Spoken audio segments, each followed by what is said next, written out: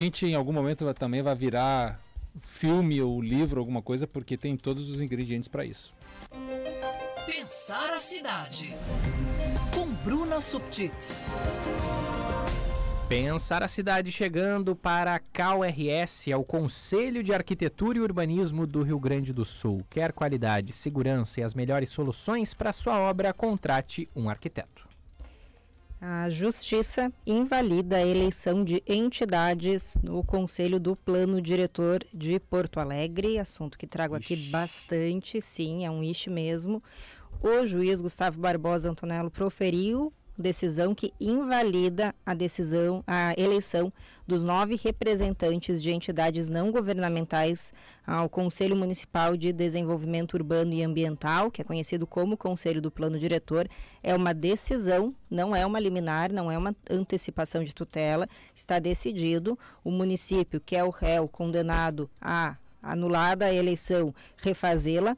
Neste ponto, em relação aos representantes não governamentais de entidades da sociedade civil, terá que, caso queira reverter esse entendimento, recorrer ao Tribunal de Justiça, ao órgão colegiado, porque a decisão ela já está tomada, a sentença saiu na quarta-feira, dia 19, tive acesso a ela ontem, li a íntegra da decisão do juiz, ela que tem como motivação, né, a ação movida e que resultou nesse julgamento, ela foi movida por algumas entidades, a Sociedade de Economia do Rio Grande do Sul, a SOCECOM, a Associação dos Técnicos de Nível Superior do município de Porto Alegre, a ASTEC, Instituto de Arquitetos do Brasil, o IAB, e a ONG Acesso, Cidadania e Direitos Humanos. O que eles alegam?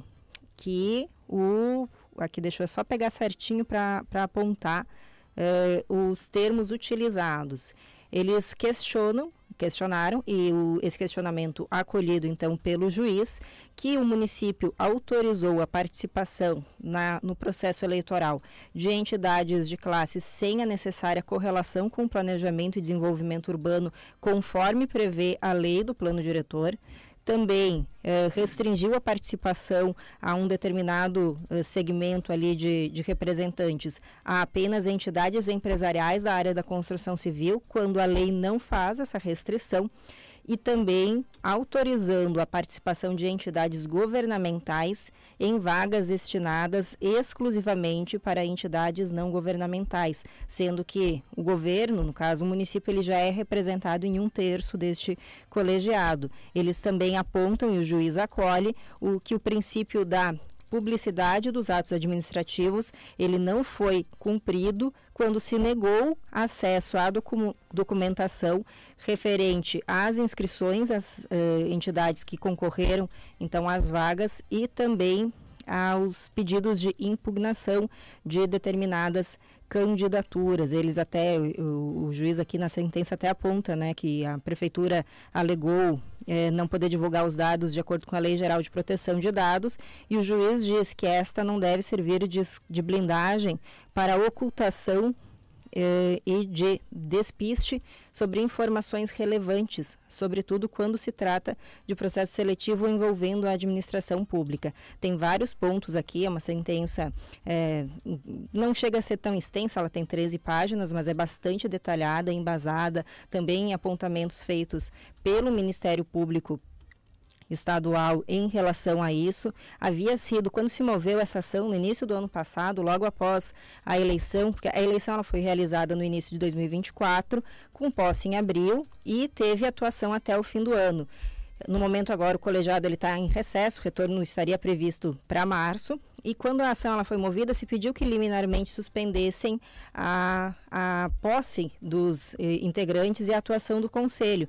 E o juiz coloca que não foi atendido esse pedido liminar porque se tem o entendimento, né, se tem que dar ao município o crédito de estar cumprindo a legalidade, mas que no decorrer do processo, quando se fez a avaliação de todas as provas e também a oitiva da prefeitura e a sua contra-argumentação, se observou que isso não foi cumprido.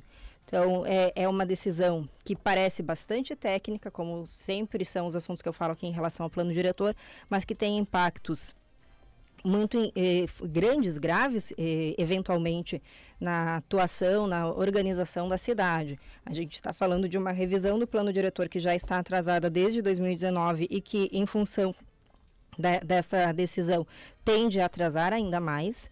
Não tem nem como prever o quanto. O prefeito Sebastião Melo, o secretário Germano Bren, que é o responsável pela pasta, e é o presidente do conselho, eles estão na Holanda.